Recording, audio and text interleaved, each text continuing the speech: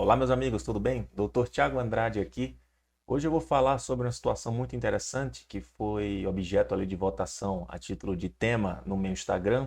Eu inicialmente ia escrever um artigo sobre, mas achei melhor gravar um vídeo, porque assim fica mais fácil a compreensão e o artigo ficaria muito extenso, tá? Mas vamos lá.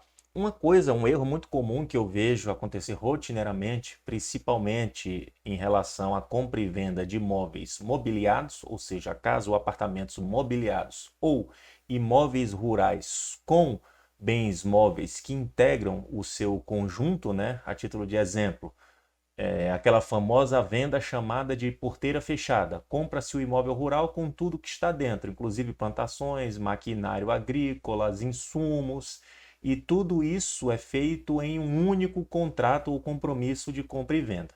Então, qual que é o problema, né, dessa situação de você vender apartamento ou vender casa com mobília, com móveis planejados, com eletrônicos e com eletrodomésticos, e você não se atentar para um detalhe que é muito importante e que vai trazer um benefício tanto para o comprador quanto para o vendedor?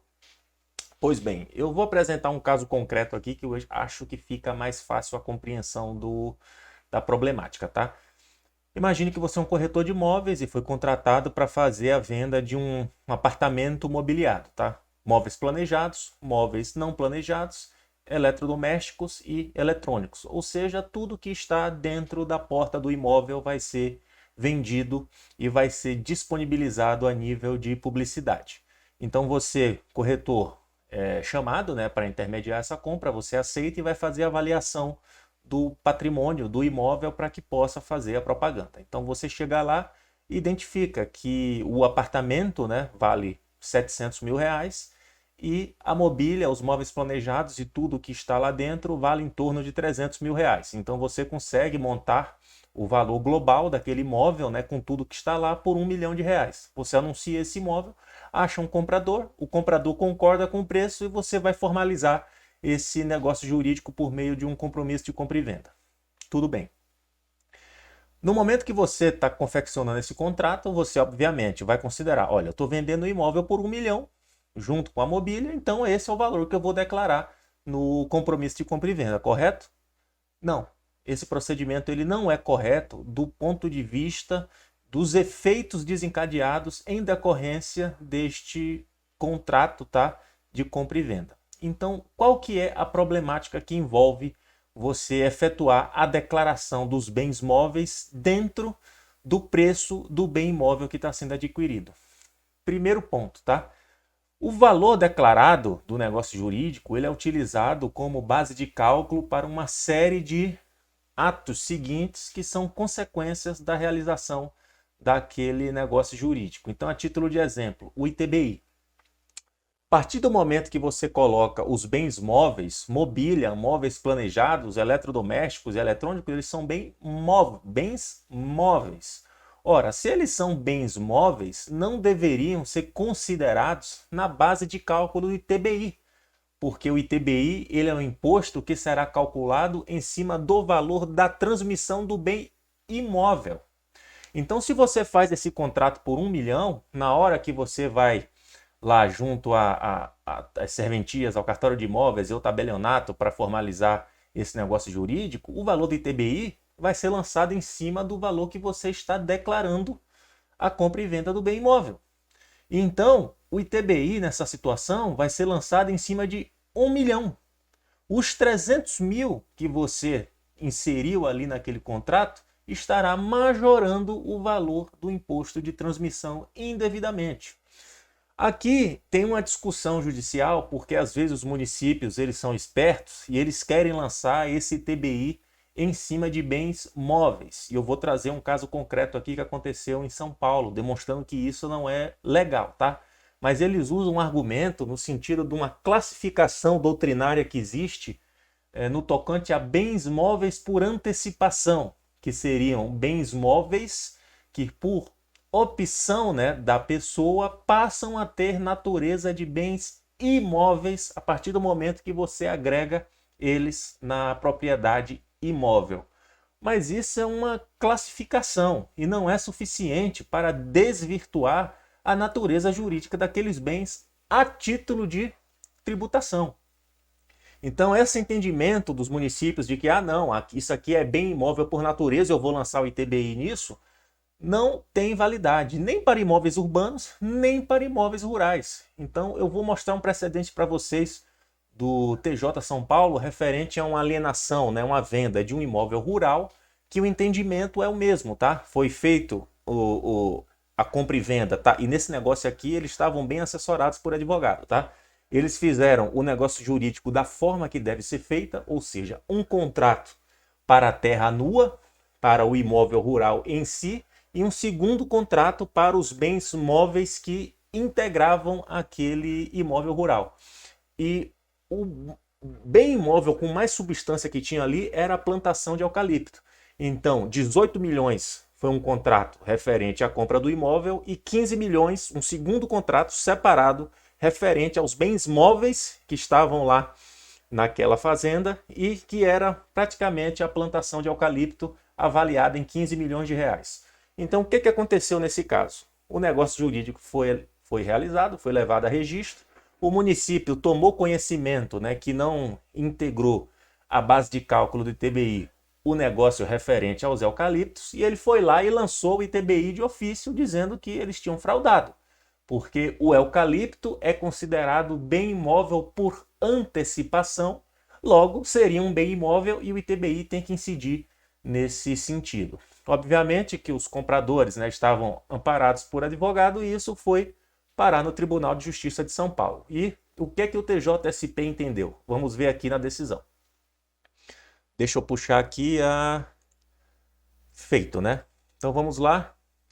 Vamos entender o caso, tá? A apelada opôs os presentes embargos à execução, aduzindo que adquiriu o imóvel denominado Fazenda São Judas Tadeu 1, sendo o objeto da presente ação a matrícula 17.216, pelo valor de 18 milhões de reais, incidindo sobre a transação o ITBI sobre o valor da terra nua, regularmente pago folhas 39, ou seja, eles fizeram dois negócios jurídicos distintos, um contemplando o imóvel rural, terra nua, valor 18 milhões.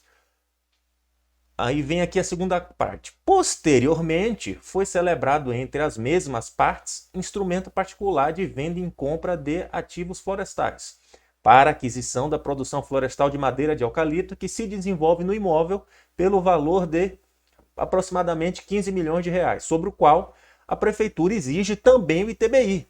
Vocês estão vendo aqui, né? A prefeitura está exigindo ITBI sobre bens móveis. O argumento jurídico da prefeitura é o que eu já acabei de explicar para vocês, que seria bens móveis por antecipação, logo possuem natureza jurídica de bens imóveis. Mas não é isso que a jurisprudência entende, tá? Inclusive o STJ também já negou a aplicação, né, desse entendimento para possibilitar a base de cálculo, né, do ITBI por prefeituras. Então isso aqui já é decidido por tribunais, não é nenhuma tese jurídica inovadora que eu estou trazendo para vocês, não. E como que ficou então como que o TJ São Paulo decidiu isso, né? Os advogados que representavam comprador e se não me engano o vendedor, né, conseguiu anular esse TBI em primeiro grau no juiz e o município recorreu ao TJ. E o TJ simplesmente repetiu o que o juiz decidiu.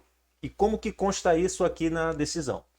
De fato, não há óbice para a comercialização dos ativos florestais independentemente da terra nua, caracterizando-se como venda de coisa móvel. Ou seja, o tribunal está dizendo, não tem problema nenhum você vender e fazer um contrato referente ao imóvel e um segundo contrato referente aos bens móveis.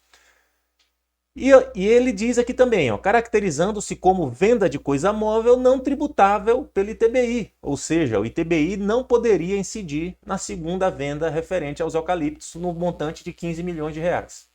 Nos termos do artigo 35, inciso 1 do CTN, o imposto sobre a transmissão de bens imóveis tem como fato gerador a transmissão a qualquer título da propriedade ou do domínio útil de bens imóveis por natureza ou por acessão física, como definidos na lei civil, o que não é o caso em questão.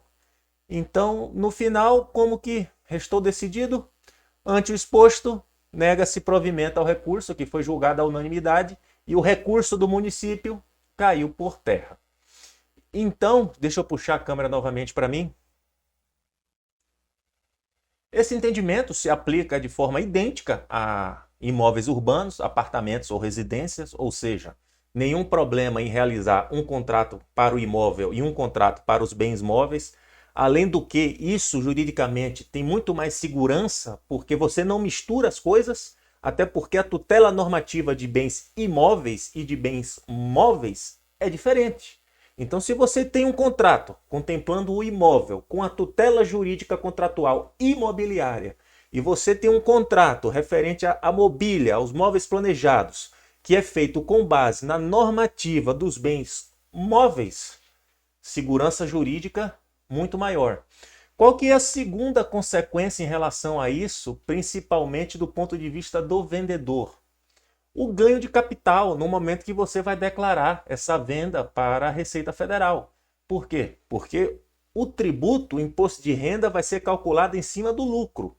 Se você está dizendo que o lucro da venda do imóvel, você está incluindo o valor que você obteve em decorrência dos bens móveis, você vai estar majorando expressivamente o imposto de renda em cima do ganho de capital.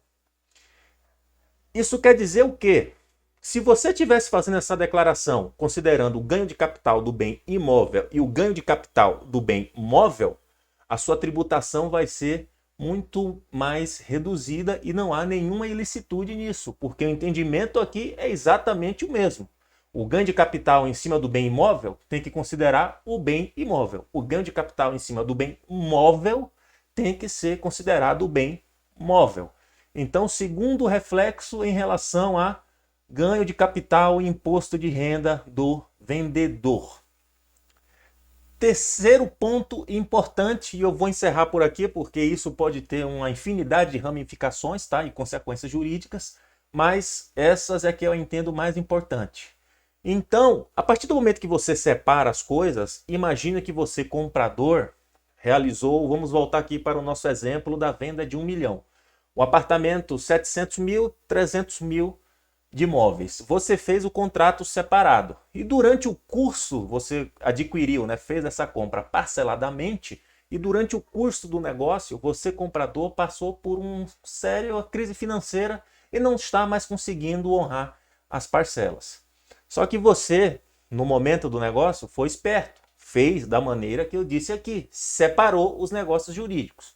Bom, se você adquiriu o imóvel por 700 e os bens móveis por 300 e você adimpliu 800 mil desse negócio jurídico global, ou seja, quitou 700 do imóvel, quitou 100 dos móveis, mas ainda tem a dívida de 200 dos móveis que não consegue pagar.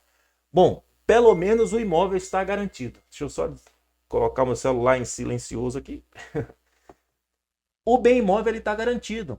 Por quê? É possível, com base na comprovação da quitação do contrato referente ao imóvel, você entrar com a adjudicação compulsória e requerer a transferência daquele apartamento. E a dívida que falta referente à quitação dos móveis, isso você vai discutir na justiça com base na tutela normativa dos bens móveis. Agora, digamos que não tivesse sido feito dessa forma. Foi tudo num contrato só de R$1 milhão, referente ao imóvel e referente aos móveis. Você quitou R$800 mil do contrato, mas não tem mais 200 para pagar o resto. Você vai poder transferir esse imóvel por meio de adjudicação compulsória, que é a ação judicial que você força o vendedor a transferir, né, o imóvel após a quitação? Obviamente que não. Porque é requisito para se ingressar com essa ação que você comprove a quitação do contrato.